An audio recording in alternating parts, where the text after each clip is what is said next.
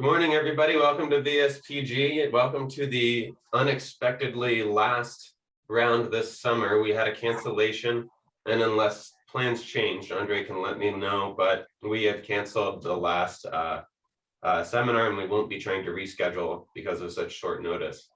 But nonetheless, we have a really great talk lined up from Christoph Heubeck today, titled 8 ICDP boreholes and 3 tunnels through 3.7 kilometers of early Archean shallow water strata probe the setting of early life.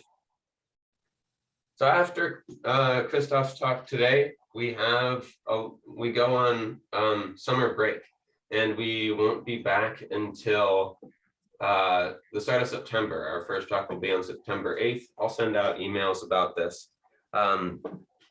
But when we come back in the fall, we're doing something a bit different for November and December, which we're pretty excited about. One of the feedbacks we get a lot of the past couple of years is that the time that we have this seminar makes it difficult for people in sort of the Eastern Hemisphere to attend and present. So we're going to have November and December. Sorry, my cat wants to be here today.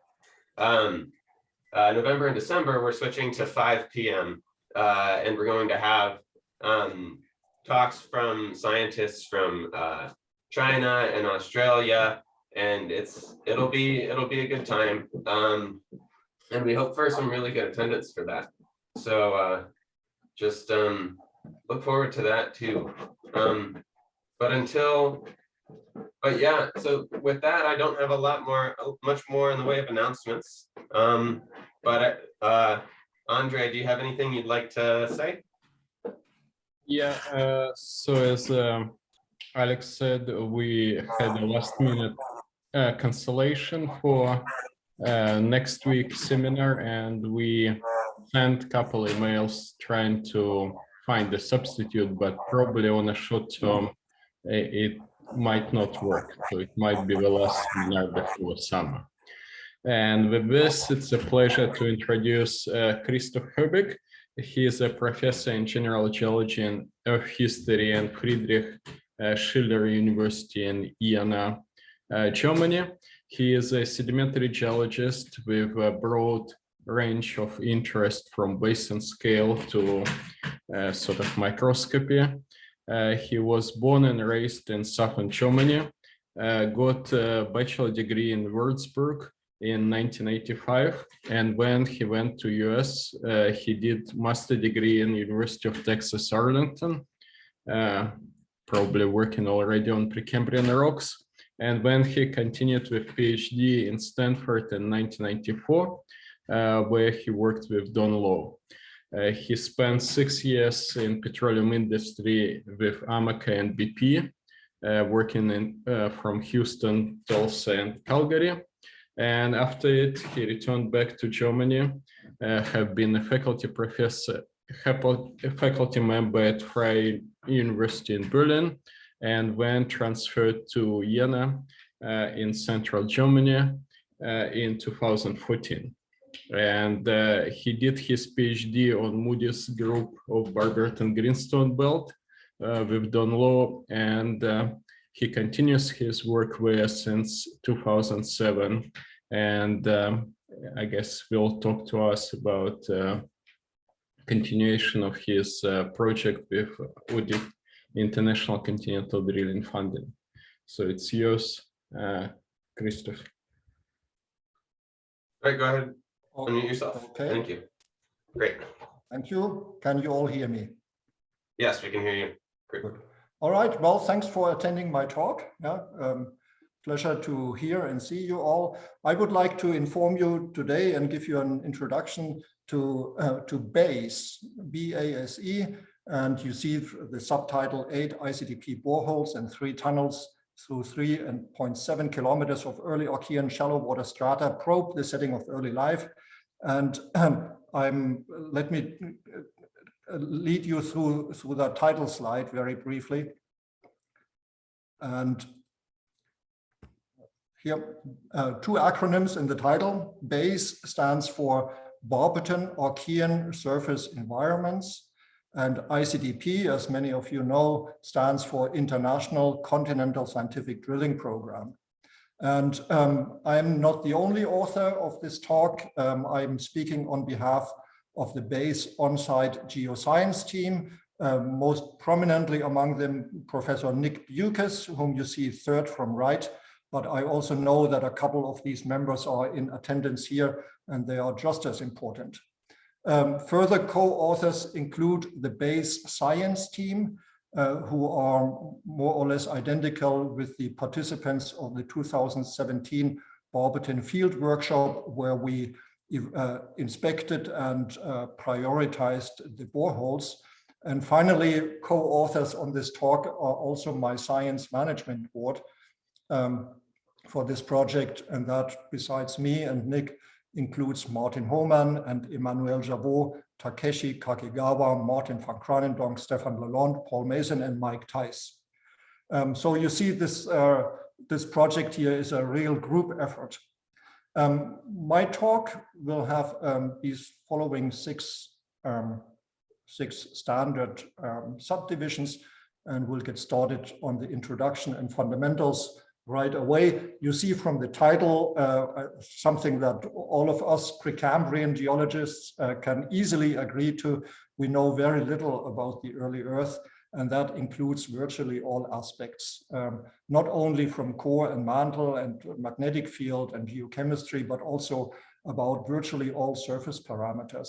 And you see what I listed here, from continents, atmosphere, coasts, and oceans, over climate and weather, the intensity and consequences of solar radiation, the nature and degree of volcanism, the tides, the moon's dynamics, the Earth's spin, meteorite impacts, and of course, the biggest question of all, life, origin and spreading of life. And these are all thoughts deeply familiar to most of us, if not all of us here in attendance. And let me therefore just show a single slide to that motivation and introductory reason. The question we are after, including in this BASE drilling program, is essentially, are we alone? Okay, or you can phrase it more simply. We tried to give our observations, for example, on Mars with these 4, 5, or 6 robots on wheels. They are looking for signs of former or extant life, a bit more plausibility or a bit more foundation by finding traces of microbial life at age equivalent strata here on Earth. We can also look beyond Mars and our own solar system to all the exoplanets. And you see from the number up there to the left that a couple of weeks or months ago, we had about 5,000 confirmed planets, and we can wonder about planetary habitability and compare the habitable conditions we surmise for exoplanets with the conditions on early Earth. And lastly, and most conjecturally, of course, is the question to the nature and the probability of life itself. Is making life easy? Is it something that would form almost necessarily given enough time and space? Or is it something that is exceedingly rare and maybe exists only once in the universe? These are all the questions that we entertain in our quest in the search for the origin of life. And fortunately, we know of a planet where life has formed. And that planet is uniquely accessible, not very far away. We actually live on it. And therefore, it makes only a lot of sense to investigate the conditions and the kind of life forms, the conditions under which life has formed on Earth, and the nature of the earliest organisms. So here you immediately see a couple of rock types from the Barberton Greenstone Belt, black chert with organic carbon in it. Maud Walsh, who is here in attendance, I believe. I think, Maud, you did your PhD on this, and you provided us with wonderful images of filamentous and coccoidal and spherical microorganisms about 3.5 billion years old. In the middle, of course, you see the banded iron formations, which are suspected to be bacterial rocks. And to the right, I'll show you some benthic microbial mats from the Moodies Group, which will also feature later in the talk. So for those of you maybe not that familiar with greenstone belts, that is those of you working on the other side of the Precambrian, greenstone belts are remnants of early surface records. Yeah? And I drew them here in green and pink and yellow as vestiges between large, voluminous plutons and gneissic rocks that form the basement here of the cratons of the world. So greenstone belts are really leftovers. In the case of the Carpwall craton, a large part of that cratonic basement is covered by essentially flat-lying younger rocks, which are immensely old themselves. And towards the Mozambican margin, they are covered by younger sediments. So there isn't a whole lot left of early Earth records, and therefore it's justified to study those records quite intensely. Where is the Barberton Greenstone Belt? Located on the eastern Carpwall craton. You fly into Johannesburg here, which is shown in this map on the left-hand side. You see Pretoria and Johannesburg, and drive on a freeway towards the east, that is towards Mozambique and Maputo for about 3 hours, and then turn right in Nelspruit, going down to Barberton. That's only about 45 kilometers. Many of you have been there. Some of you are probably sitting in Barberton as you listen to my talk. So the Barberton Greenstone Belt and the Barberton-Maconchwa mountain range jut out towards the northeast topographically from the Highveld, which you see to the left, at about 2,000 meters of topographic altitude, and they kind of bridge and form a ramp going from the Highveld down into the Lowveld, which then grade into the coastal plains of easternmost South Africa and Mozambique. And the Barberton Greenstone Belt also straddles the border with Eswatini, which was formerly known as Swaziland, but renamed a few years ago.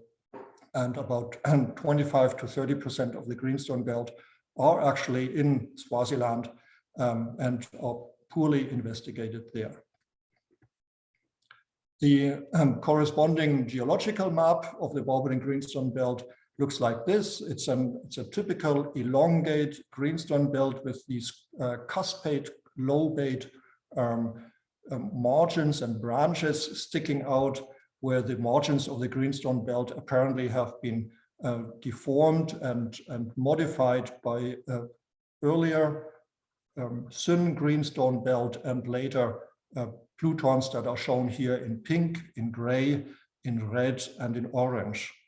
Whereas the volcano-sedimentary fill of the greenstone belt is represented by blue, green, brown, and yellow colors that is making up the lower and upper Onverwacht group. That is a distinction which we would probably not maintain today anymore, overlain by the fig tree in brown and the Moodies Group, which then will form the focus of this talk.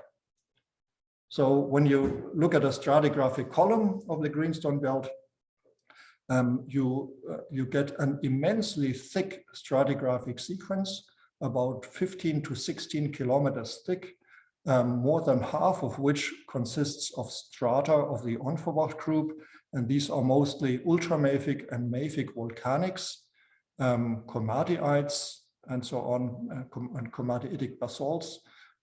Very few interbedded cherts that represent the surfaces of former oceanic plateaus, virtually all of them submarine, although there are a couple of instances of silicified evaporites known from the Onverwacht group as well. They probably formed shallow volcanic lagoons. And overlain is the Onverwacht group by the rocks of the fig tree group, And you see these are now largely siliciclastics, immature siliciclastics mixed with intermediate volcanics. And these are dacites and shale and greywacke and banded iron formation and jaspilites and conglomerates and so on. And this would be an assemblage that you would find in an orogenic belt, in a convergent margin today. And that's why I put, but note in quotation marks, subduction related. And the fig tree group, which reaches about 2 to 3 kilometers thick, is overlain by the Moodies group then. And the Moodies group is unusual for greenstone belts because it is quartzose and represents shallow water marine strata, right? Most greenstone belts worldwide are dominated by these mafic, ultramafic volcanics and some orogenic fig tree type sedimentary and volcanoclastic rocks.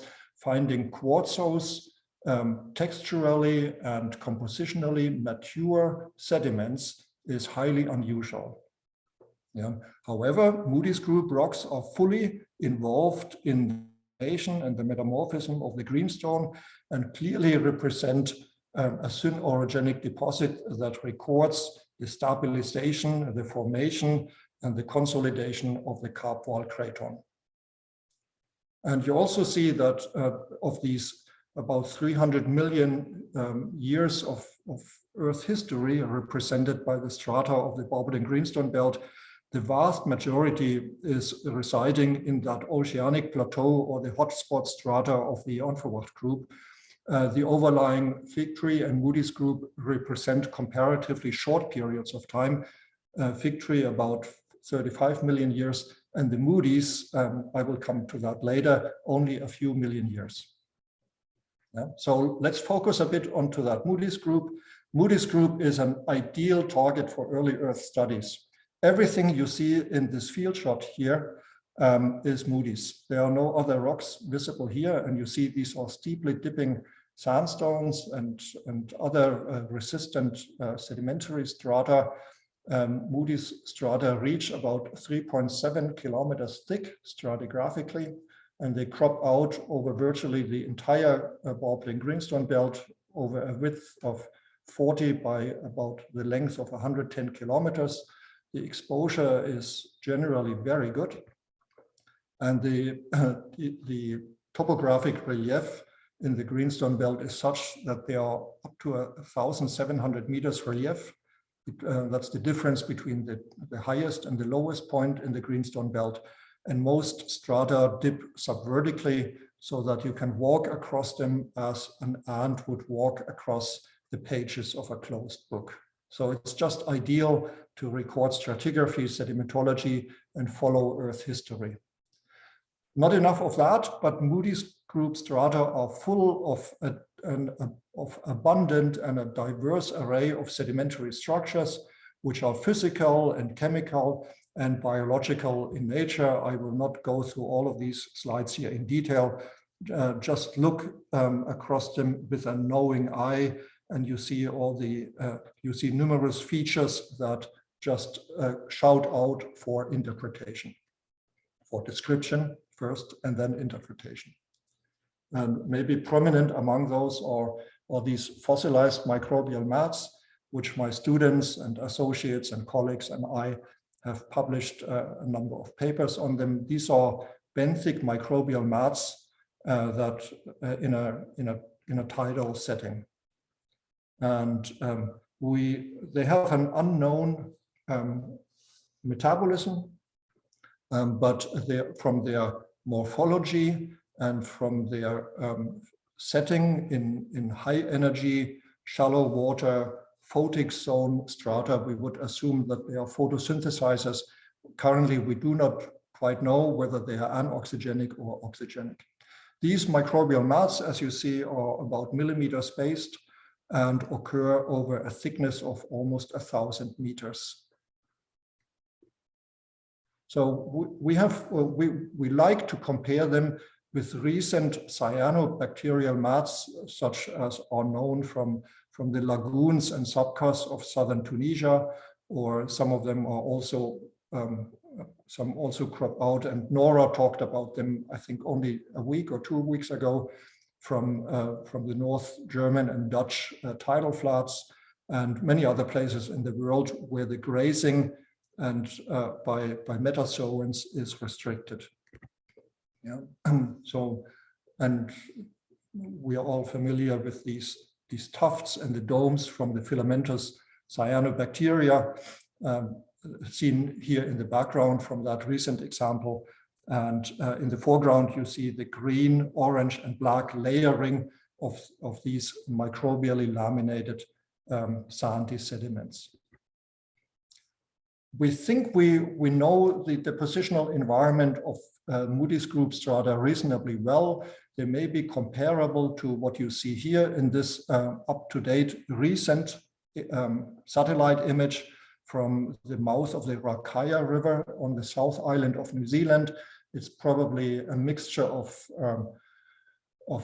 fluvial coastal plains, maybe reminiscent of southern Iceland, along with a tide-dominated shoreline and tidal estuarine deltas grading into shallow marine and pro-delta environments.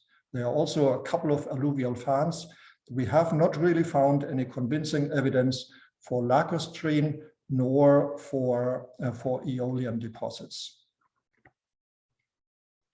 Tectonostratigraphically, Moodies Group strata record the Greenstone Belt dynamics and can be subdivided into two segments. The lower segment, about 2 kilometers thick, is deepening and fining upward overall, going from an alluvial braided fluvial facies into deltaic and then tidal and estuarine strata. That's where also the bulk of the microbial mats occurs. And the upper segment then shows a heterogeneous sedimentary pattern and grading towards the top into conglomerates. We think that the lower segments represents an extensional setting, whereas the upper part of the Moodies Group clearly is synorogenic and probably represents a shortening interval. Moodies strata record a moment in time.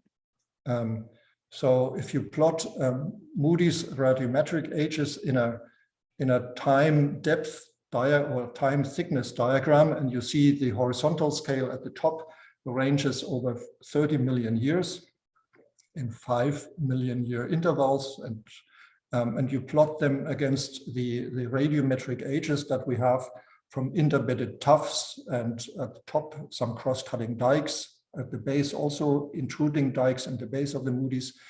Then you see these horizontal bars, which are the ranges of the analytical errors of the radiometric ages, zircon crystallization ages for the largest part that we get by various methods, shrimp and LA ICPMS, and also some TIMS data. And you see that these age data virtually they stack on top of each other. There's very little of a diagonal component recognizable, suggesting that Moodies strata started around 3223 million years and ended around 3219, 4 million years later, so that a kilometer of sediments may have been deposited within approximately 1 million years, which translates to about 1 millimeter per year, which is comparable to the depositional rate at many passive recent passive margins, such as let's say southern North Sea or the east coast of the United States or many other passive margins. So anything that we see there in recent Holocene sediments, we are likely to see as well in Moodies strata, a very high magnification of a very short time period of the Paleoarchean. So let me come to the drilling project. We identified around 2014 or 2015 the need to drill, because our field mapping, the information we derived from the field mapping came gradually to an end. We realized that strata were weathered, where they were continuous and unsuitable for geochemical work. or where they were unweathered and fresh, the strata were mostly discontinuous. So that led us to the drilling project, to the base drilling project, and the workshop, the 2017 workshop, defined a number of scientific objectives that I'm not going to discuss in great detail with you here in this limited time period, but I think we defined most topics of interest from the Moodies Group. Number one, we wanted to figure out more from the pro-delta phases, in particular the rhythmicity that we see in many fine-grained pro-delta phases, and wanted to know more about the nature of the jaspilites and the banded iron formations. Of course, we wanted to investigate more in greater detail these microbial mats and find out their metabolism and their setting, and what, because if they were oxygenic, of course, this would be a major change. It would extend the documented record of oxygen production for another 100 or 200 million years towards the beginning of Earth's history. We do have a couple of paleosols, or something that we interpret as paleosols, and wanted to investigate them as a recorder of atmosphere-geosphere interaction. Of course, on number 4, we are interested in global surface environments, that is the redox conditions, the temperature and the composition of ocean water and of early diagenetic fluids. We do have an interest in paleomagnetism, both in the strength of the magnetic field as well as the magnetostratigraphy. We wanted to place the Moodies strata into a proper tectonic context, and were therefore interested in its volcanic components and the basin dynamics. And lastly, of course, we strive to learn to tell time, to speak with Andy Knoll, by better trying to date Moodies strata in order to derive rates of deposition, rates of diagenesis, and so on. Moodies is by now reasonably well mapped. You see here 5 stratigraphic columns, each of them about 3 kilometers, 2 kilometers, 3 kilometers thick, from the various tectonic blocks in the central Barberton Greenstone Belt, Stolzburg syncline, Moodies Hills Block, Eureka, Dicedale, and Saddleback, and so on. And within that varied stratigraphy, we defined by inspection and by prioritizing and discussing these sections during the workshop a total of 8 sections that would be worthy to drill. You see they're numbered here in red circles, and where we had several locations close by, we gave them A, B, C. So we have a total of 8 boreholes from 4 tectonic blocks. And luckily, we were able to complement these boreholes by sampling 3 tunnels that exist in the Barberton Greenstone Belt and transect Moodies strata horizontally for kilometers. The Lomati water tunnel, which you see up to the right in the Saddleback syncline, and 2 tunnels in the Moodies Hills block. This is what it looks like in the field. We are hovering above the Greenstone Belt. Barberton is seen in the left foreground. North is to the left. We are looking towards the east-northeast, towards Mozambique, and you see in red the traces, the projected surface traces of the boreholes that we had designed in the foreground base 4, ABC. You see also in dashed red the location of the Barberton water tunnel, and so on. In particular here, as we focus in here on the overturned limb of the Saddleback syncline, which makes up the ridge to the right, the valley in front of us, and the ridge to the left, you see that we have lined up 3 boreholes along the Lomati Delta complex here in the very center, which is a wedge-shaped entity that thins and fines towards the background, and we wanted to drill through its distal, medial, and proximal part in order to get the transitions in microbial mat ecology and sedimentology. 2 of the boreholes are elsewhere, about 15 kilometers away in the Stolzburg syncline, and there we had a very thick and interesting stratigraphic sequence that needed to be drilled by two offset boreholes, 5A and 5B, which collectively cover a thickness of about 600 or 700 stratigraphic meters.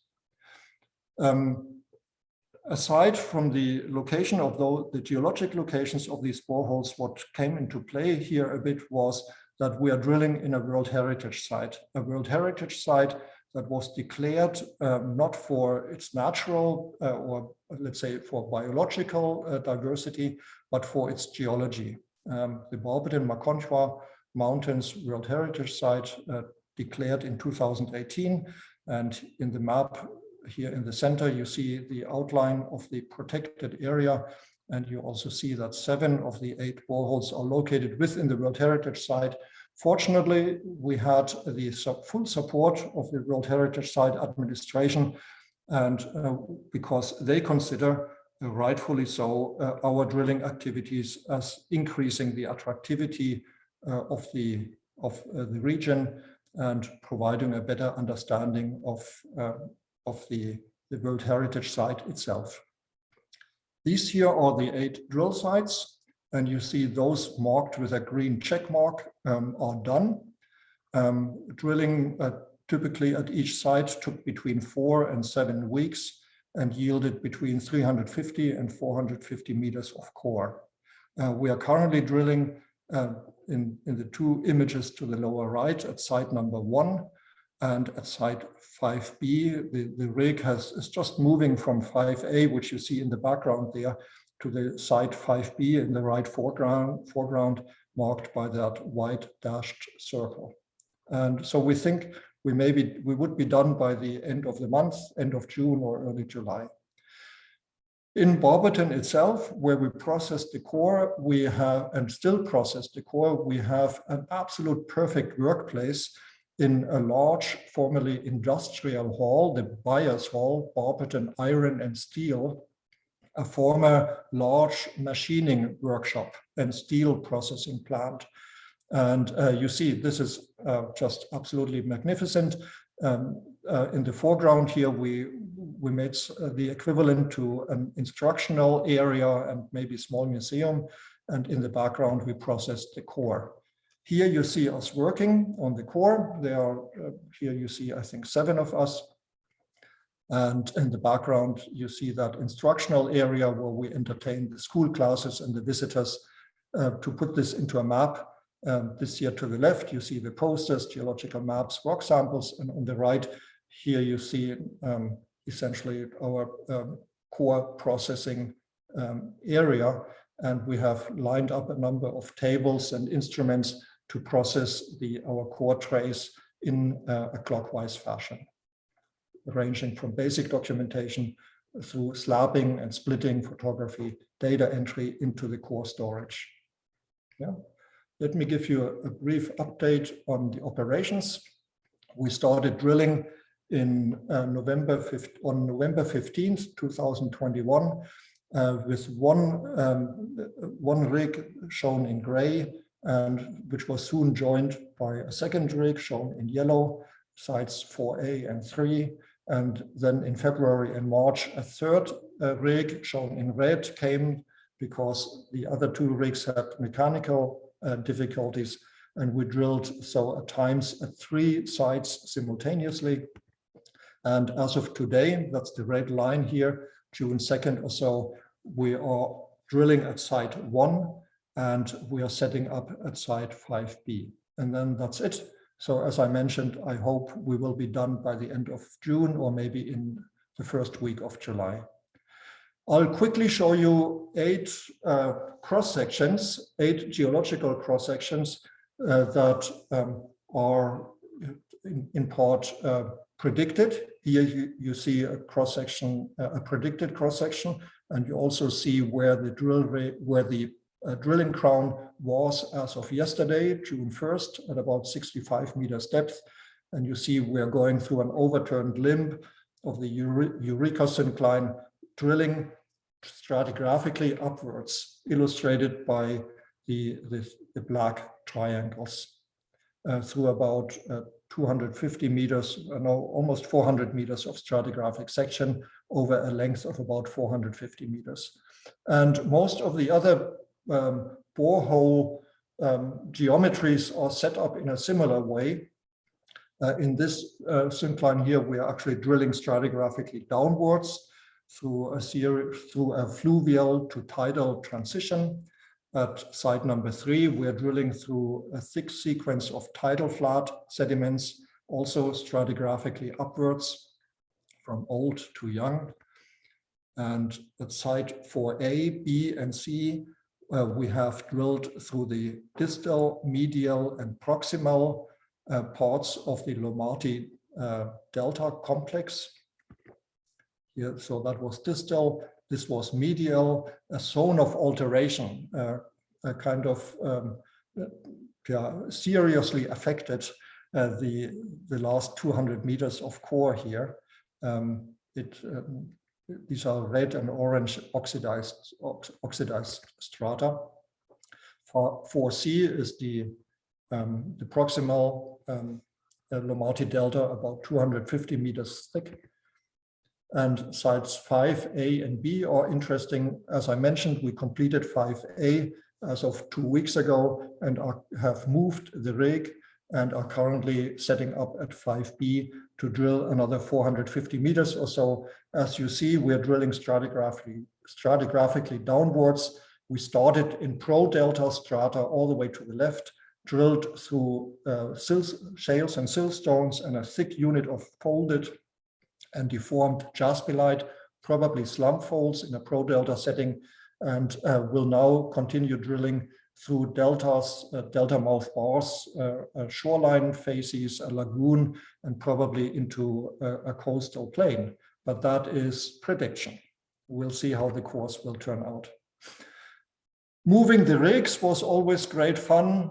We learned that from reaching total or terminal depth to spudding a new borehole typically took 10 days or so, because the boreholes had to be logged and casing had to be pulled and the rigs had to be loaded on flatbed trucks and maneuvered and loading and unloading and so on. But we had an excellent drilling crews and drilling management, and it was always fun and a joy to watch them and work with them. We are doing rather sparse borehole logging because we do have all the core, and we can do handheld and close-up geophysical measurements on the core. So we have been doing caliper and gamma ray, of course, but we also measured magnetic susceptibility and borehole resistivity imager. Couple of results while we are at it. The cores, as you see, are largely fresh, which means they would be green and gray, but we also have some oxidized zones, either from deep reaching fractures or from some hydrothermal alteration along fault zones and fracture zones. But you see how that we processed them quite completely, and they are nicely stacked up. Here is the overview over our complete course in white, the completed boreholes, in green, those that we are still working on. So we think we will have a total of about 3,200 meters of core, of which we currently have 2,500 meters in our possession. And I'll show you a couple of lithologies. The dominant lithologies are shown here. We have drilled through a lot of tuffaceous, shaly sandstones and some coarse-grained granulate arenites. We have also a few hundred meters of microbial matte laminated sandstones, the so-called crinklies, and we also have quite a number of various conglomerates. Maybe let's start with these conglomerates, and I'll just show you some close-up pictures that we routinely take as we process the core, as we do the lithology description and enter the data in the MDIS database of ICDP. We have these polymicted conglomerates, and then there are conglomerates that are dominated by shale clasts, like here in the middle, or tuff clasts. All the white clasts or tuff, possibly even some pumice. These here are fairly typical images of tuffaceous matrix-rich sandstones. I have the impression that a large part of Moodies environments were estuarine deltas that were drowning in tuffaceous material, that were incapable, despite the medium to high tidal range, of cleaning out the volcanic ashes that rained down into the estuary or that was supplied by mud flows or similar transport mechanisms from the site. Many of these tuffaceous and granule-bearing coarse-grained quartzose sandstones also have their fair share of jaspilite grains, indicating that fig tree strata were exposed nearby. These here are a couple of shots from the microbially laminated sandstones with the crinklies.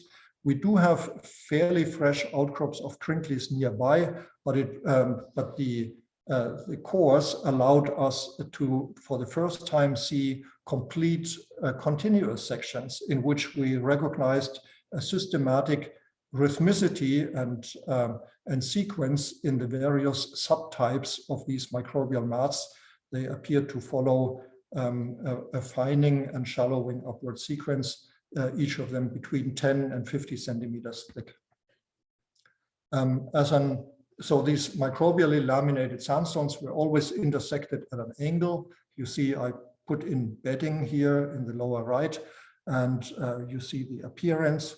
There are some of these shirt bands interbedded with these microbial mats that are still a bit enigmatic and probably are polygenetic in origin. Various hypotheses have been put forward. As an additional benefit, we penetrated about 20 meters of a unit that has largely silicified and formerly calcareous mounds. And they look a bit like microstromatolites, but we are by no means sure that they are biological or biotic in origin. And yeah, this is certainly a story to be developed. We do know these calcareous mounds from outcrop quite well. They're quite diverse, but we need to investigate those further. Another subject, another feature that we found after having seen those in outcrop where they were weathered, are so-called VAZ zones or vadose-alteration zones. That is, zones that we interpret as being in the vadose zone between the surface and the groundwater level, alternating, possibly related to alternating groundwater levels in a sandy coastal plain. And the way we recognize them is by these cross-cutting gypsum concretions. And Craig, you know about them, and some others in the audience here as well. And again, bedding here is inclined, right? Some of these clusters or concretions or nodules grow vertically up. This may be a feature of the compaction. Many of them are hollow and appear to have been filled inwardsly. And there have been publications on this already by my former PhD student and postdoc Sami Nabhan, but the origin is not quite clear yet. We interpret these, could be interpreted as paleosoils or aridisoils, but we have not really seen any traces of life except evidence for sulfate-reducing bacteria. Another sedimentary structure that we commonly encountered in Moodies core were rhythmically laminated shales and siltstones, such as in this core. And the question to the cyclostratigraphers, of course, on our science team will be to what degree there is a cyclicity in here, and whether Milankovitch or tidal cyclicity or any other rhythmicity can be analyzed and extracted from these laminae. These are mostly pro-delta facies, we believe, and therefore they are also associated with slumps and other features of soft sedimentary deformation. They are also interbedded with MDI1, and we will now in borehole number 1 penetrate again MDI1, the first jaspilite, and later on the second jaspilite, MDI2. And these are wonderfully thinly laminated, deep red strata. We have about, I think, 50 meters of MDI1. Our borehole strata were complemented by sampling in 3 tunnels. Here you see an outcrop photograph of Saddleback Hill in the distance that marks the synclinal trace of the Saddleback syncline, and then comes the Saddleback fault. North is to the left, Barberton lies to the left, you're looking towards the east, and underneath Saddleback Hill is the Barberton water tunnel, which connects a reservoir to the right, a water reservoir to the right, to a water treatment plant just outside Barberton. And the attractive feature of that tunnel is that first it's horizontal, and it's 3 meters wide by 3 meters high. It was blasted and drilled about 40 years ago, and it goes through it goes through both fold limbs of the Saddleback syncline, which plunges about 50 to 60 degrees towards the southwest. So you get 2 sections, each about 1,000 meters thick, of Moodies strata, simply by walking the tunnel. Now, this being a water tunnel, it's mostly flooded, but for our inspection and sampling traverse, the engineers lowered the water level. It was still quite high in some places, but in the slide to the right, in the middle row, you see that at places it was only ankle deep. The engineers gave us 3 hours to sample about 3,000 meters of tunnel. So we worked in 3 teams of 3 each and used a canoe to transport about 50 kilograms of samples. 2 other tunnels we were able to sample are located on the property of Agnes mine, also about 10 kilometers outside Barberton, and this time traversing the Moodies Hills block, in which we do not have any boreholes. And each of those tunnels is about 1,000 meters long and crosscuts Moodies strata at right angles. Another dimension of our results, and this was important to ICDP and actually was also great fun for us, was just to convey science, geology, drilling, and the worth of, the value of investigation and of curiosity to learners. So we had a very active program on school outreach, and up to the top, Pumi, there's you again. This is our education, publicity and outreach officer, Pumilele Mashele, and who usually takes care of these aspects. Of course, we did a lot of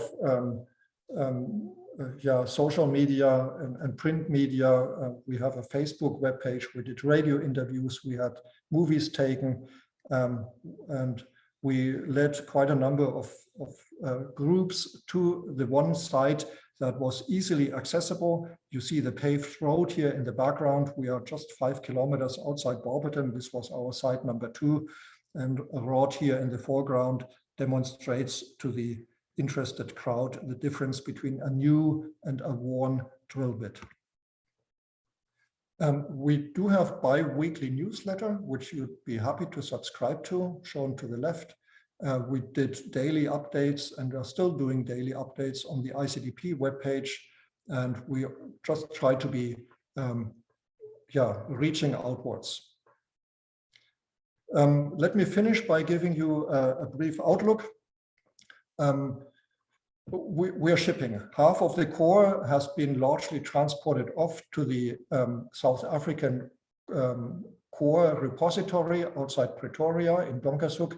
The other half will be shipped to ICDP core storage in a suburb of Berlin, Spandau. So we have done the inventory and we have done the palletizing. We will transport probably in July and shipping in August, and hope that the cores will reach this rack here that you see on the right-hand side in Spandau by September or so. So once the core has the working part of the core, the working half of the core has arrived in Berlin, we will redo the core scanning. We will sample for XRF and do also XRF scanning. We'll do the core documentation, getting everything ready for a several 100-page thick PDF documentation that will be the base for the sampling workshop, which we are planning to hold in the first quarter of 2023. And lastly, a third aspect of outlook or the future would be that our activities, and in particular our exhibition and our outreach activities, may have made a sufficient impact that the exhibition space here that you see in the upper left photograph in the foreground may be converted into something more permanent and may form the nucleus of a future visitor center to the World Heritage Site of the Barberton Mountains. So that brings me to the end of the talk. Again, Pumi here is our education outreach publicity coordinator. She also runs our Facebook group and will happily answer any emails. And of course, you're always free to write to me or to contact me, in particular, if you want to subscribe to that bi-weekly one-page newsletter. Thank you very much. Thank you, Christoph. That was a really great talk. We already have several questions in the chat for you. But to everybody really quick, if you'd like to ask a question yourself, please raise your hand. And you will see that in reactions at the bottom. You'll click reactions. Raise hand is that very bottom button.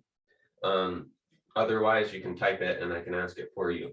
I've got a few from K. Sanders Sarwan over here. The Overwatch group seems to be on the fringes of the Greenstone Belt and forms a sort of boundary around it instead of being localized. Is there a particular reason for this? Oh, repeat that, please. I didn't quite get everything. The Overwatch, sorry, let me make sure my, The is that Overwatch. better? Can you hear me better? Yes, now it's better. Okay, sorry about that. No, the Overwatch group always seems to be on the fringes of the Greenstone Belt and forms a sort of boundary around it instead of it being localized. What is the reason for this? It's probably an artifact of the mapping. The Overwatch group strata on the northern margin of the Greenstone Belt have the same lithology, but as those on the south, but are about 200 million years younger. So the overall impression of the Barberton Greenstone Belt to be a first order synclinal feature, let's say like a bathtub, is probably, let's say, mistaken. I actually think the Greenstone Belt is highly asymmetric. He also asks about the depositional environment a little bit. He asks if you found herringbone cross stratification. Lots. Okay. So definitely good argument for tidal environments. He also asks about the microbial laminated sandstone. Is it preserved well enough to determine the biological constitution of the microbial mat? Raman spectroscopy indicates that the maximum temperature that the microbial mats, that the kerogenous matter has undergone, is between 320 and 380 degrees Celsius. So the answer would be no. Yeah, okay. Put your pizza in the oven at 320 degrees for 10,000 years, and then see whether you can figure out the pizza, the flavor of the pizza. Paul Hoffman's also been pretty active. One of his questions here says, will structural sections be reconstructed to allow palanspetic restorations? Ooh, Paul, that is a difficult question because the Greenstone Belt, because everything is vertical. and we do not really know how deep the greenstone belt is, and the strain and the type of folding suggests that the former depth of these tight isoclinal and steeply plunging synclines may be anywhere between 12 and 37 kilometers. However, so that would take us down to the base of the crust, or maybe even beyond. However, the geophysics indicates that in about 5 to 8 kilometers depth, we are getting magnetic and dense rocks, as if the base of the greenstone belt has been either sheared off by subhorizontal displacements, fold and thrust belt type, or has been intruded by dense and mafic rocks. So this, in combination with the steep plunge of the tight, nearly isoclinal folds, will make an unfolding and paleogeographic reconstruction really difficult. Actually, the plunge is a big help. That makes it much easier. Yeah, but imagine whatever used to be flat is now not just folded, but also plunging. All we see are the data from the rims of my hand here. So I'll unplunge it and I unfold it. Now, where are my data points? They are here. They are aligned. I know nothing about this here. I know nothing about the inside of the palm of my hand, because this is all plunging steeply. That's why you need the structural restoration. All right. Yes, the plunging folds give you natural cross sections. That's a big advantage. All right. You need a structural geologist. Yes, yes, please. Indeed. So here, the call to the science community. The last serious structural work, and Paul, I am well aware of Simon Lamb's work in Swaziland. I have been doing quite a bit of work there myself. We do not really have a lot of intense structural work, detailed oriented structural work. People working with faults and fractures and folds and veins and strain and so on. And me being a sedimentary geologist, I do this in an amateurish way, even though I have published on it, succeeded publishing on it. But any additional structural expertise in the Barberton Greenstone Belt, now that Martin de Witt is not longer among us, is certainly welcome. Well, when you're dealing with deformed rocks, you have to work with the structure and make it work for you rather than against you. Yep. Yeah, and Moodies strata, as well as fig tree, are clearly syn-orogenic strata, and therefore just looking at sedimentology and stratigraphy, and of course doing the age dating, all contributes to figuring out the tectonics. Yeah, and that was the insight of Simon Lamb's paper. Oh yeah. Okay, we've got a question from Adrian Bros.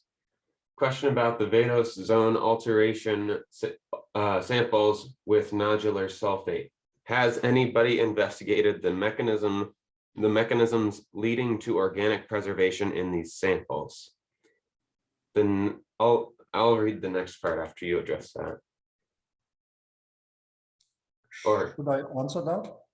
Let me read the next part here, actually. Early diagenetic sulfurization reactions between organic matter and sulfides has been implicated in the preservation of indigenous Martian organic matter in similar 3.5 billion-year-old strata with putative nodular sulfates. Wondering if you think this could have occurred in these samples or others analyzed by Dr. Navan in the past. Thanks. All right. Well, the sulfate is now largely silicified, but largely, not completely. We still find when on the microprobe, gypsum chemistry, and the nodules form inward-facing crystals. They were not microbial in origin. However, they are surrounded or adjacent to the gypsum. To the former gypsum concretions we do find in the sandstones some pyrite grains that have grown early diagenetic rims. And these rims are depleted in 34 sulfur. And that negative delta 34 is an indicator, or can be interpreted as due to the activity of sulfate reducing bacteria. That is, organic matter plus sulfate makes carbonate plus sulfide. And the sulfide reacts with the iron 2+ in the pore waters to precipitate these pyrite rims. So we think that aside from having these gypsum concretions, there were in the pore water close to the gypsum concretions sulfate reducing bacteria, and be reminded that we are dealing with a terrestrial section here, live on land. In the vadose zone, certainly not very far from a coastline or from a delta, but we think we do have evidence, metabolic, or let's say isotopic traces of metabolic activity in a Paleoarchean soil. All right. So at the moment, we don't have any hands raised or any more questions in the chat. So I'm going to open it up. If anybody wants to go ahead and start discussion. Yeah, that was fantastic, Chris. Loved it. You finally got some really nice specimens that are unweathered of those gypsum things that we looked at. I think they're sand crystals. And the morphology that you've got there, you do find that in gypsum paleosols of iridosols.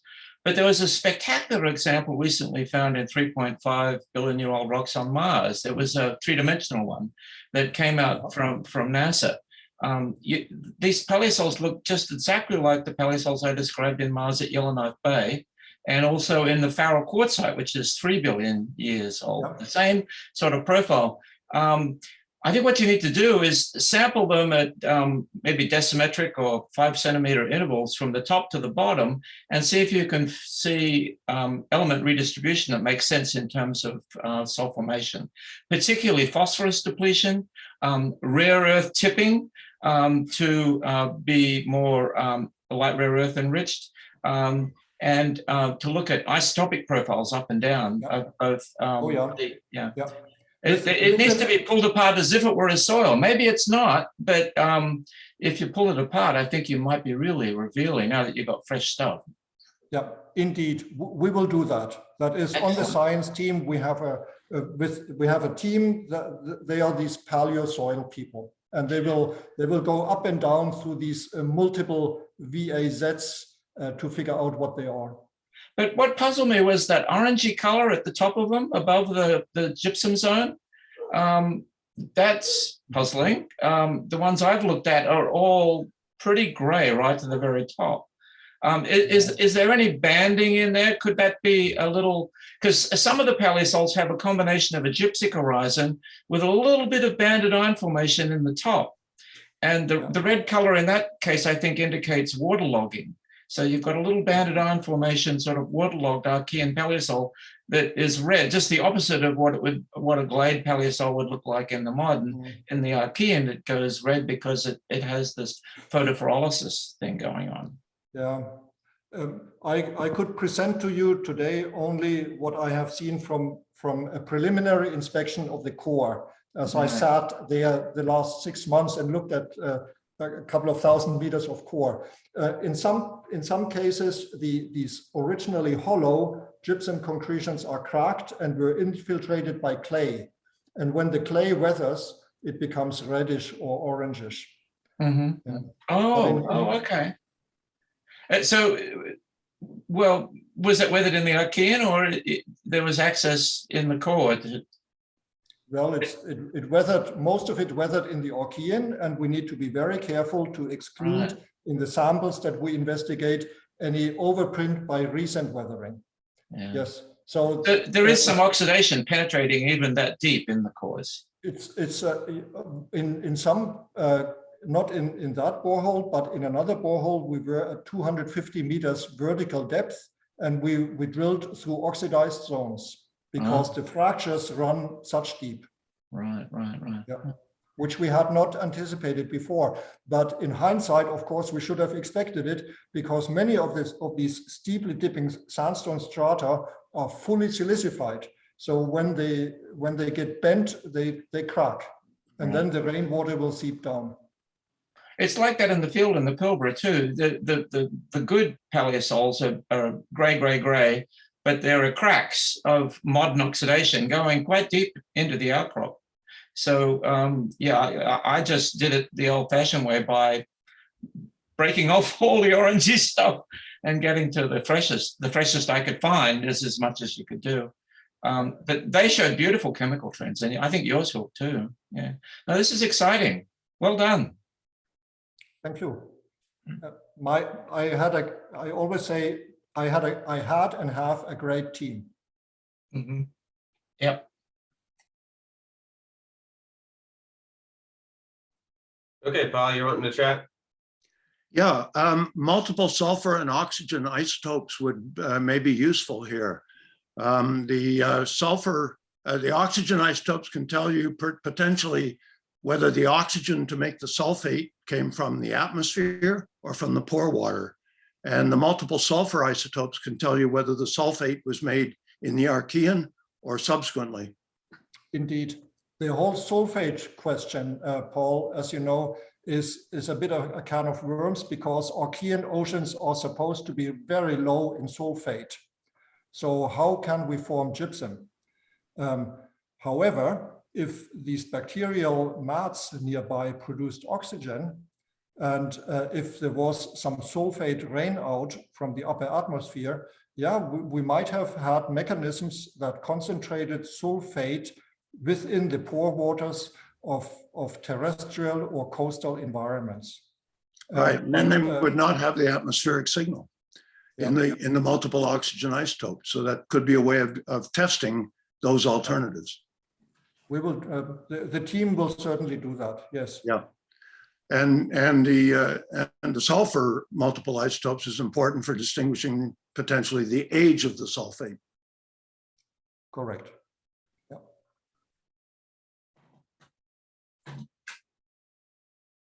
Andre? Yeah, Christoph, great talk. I have actually 3 questions. So continuing on the sulfate, if I understood, you said that crystals are growing inward and was some void existed before it. If this is correct, like what was this void and how you imagine it? Because typically sulfate nodules grow displaceively outwards. And so maybe I let you answer it, and when I move to next question. Yeah. I don't know whether I have a good answer for that, Andre. How do you form a hollow concretion? There are many ways to do that. One way, for example, would be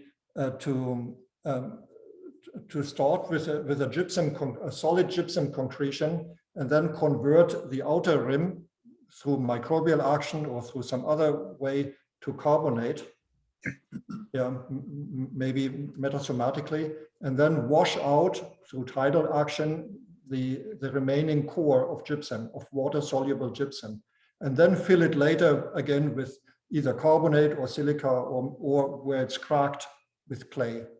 We are not quite sure.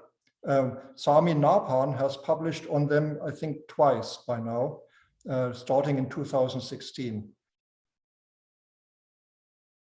But we need to have a mechanism in which we probably need to have a mechanism in which we originally had a solid concretion that was then partially converted to a more stable phase on the outside, so that its interior could be washed out and form a void that later could be refilled.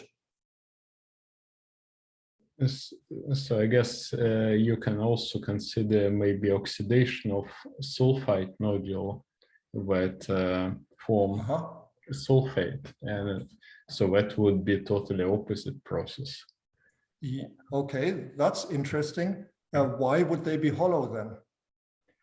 Well, if you have a concretion and you sort of oxidize it and dissolve, you produce a hole. So like if you would have a shale with pyrite nodule and you oxidize nodule. But it would be oxidation from the inside out.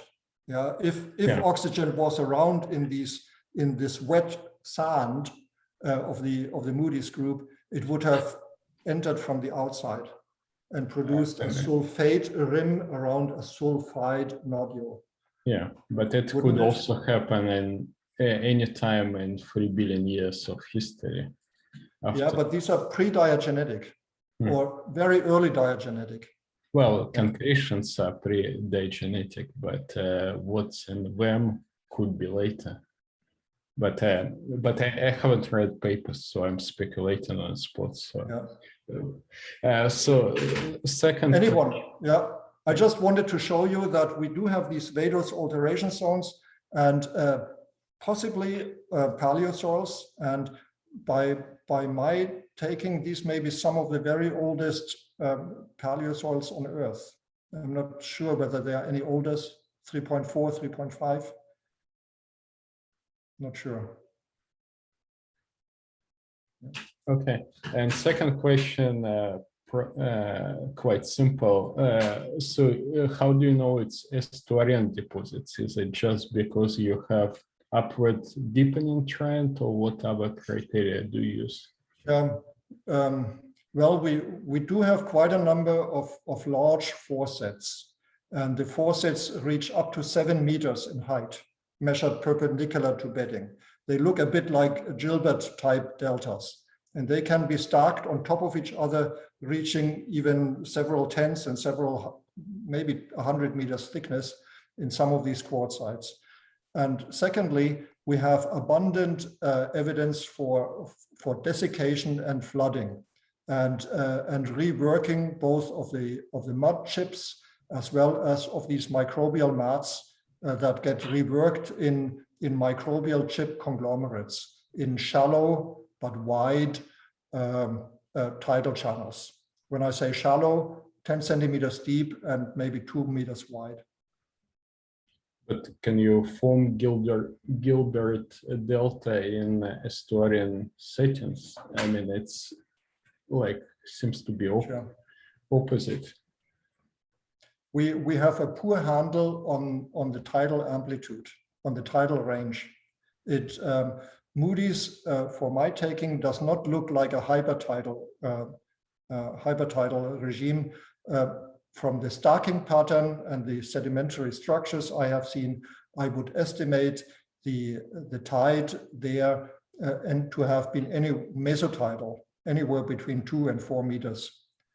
And having Gilbert type deltas in some place and then 500,000 years later a tidal flat or an estuary, that might be plausible. Okay. And the last question, can you expand more on tectonic setting? Because you said sort of Onverwacht is building of oceanic plateau to the sea level, and when you had turbidites and whatever, unroofing volcanoes, and when you went, I guess, to Fallen Basin, but you talked about rifting before collision. Extension before collision, and it's all happening in less than 10 million years.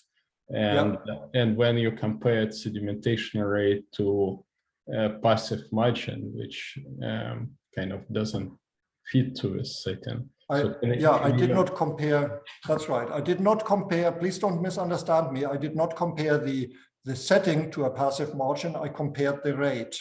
Yeah.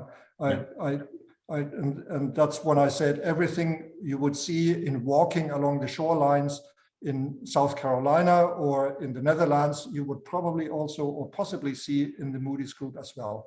So that strictly referred to the rates. Secondly, no rifting and subduction, but rather extension and shortening.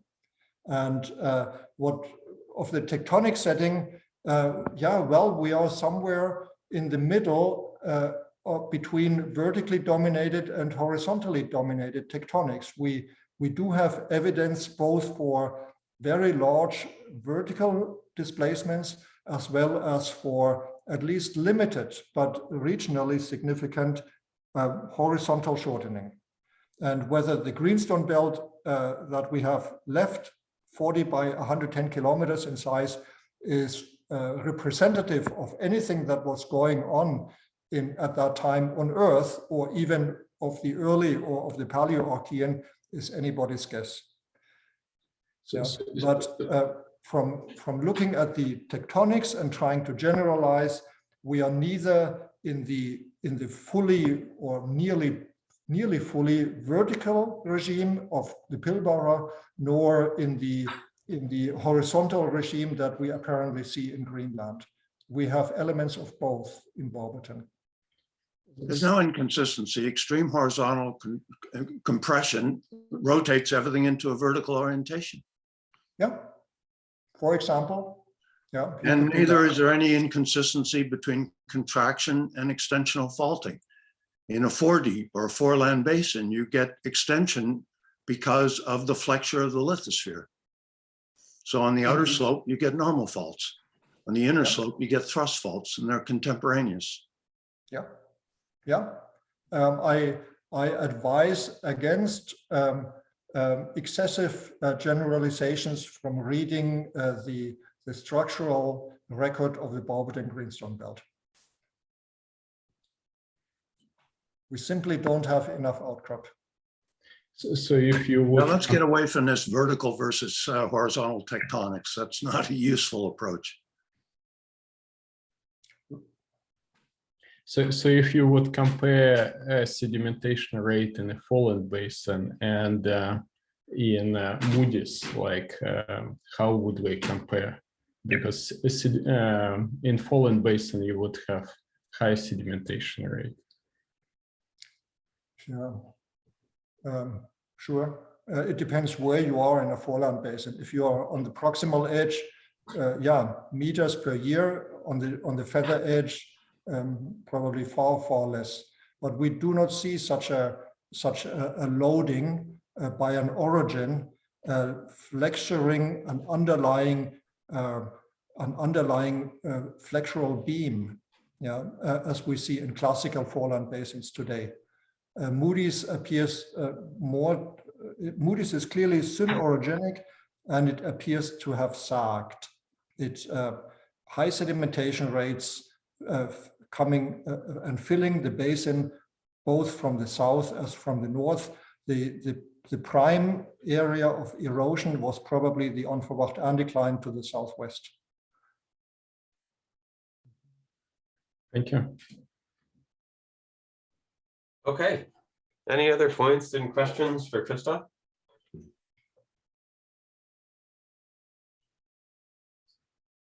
Well, thanks a bunch, Christoph. This is a really great talk.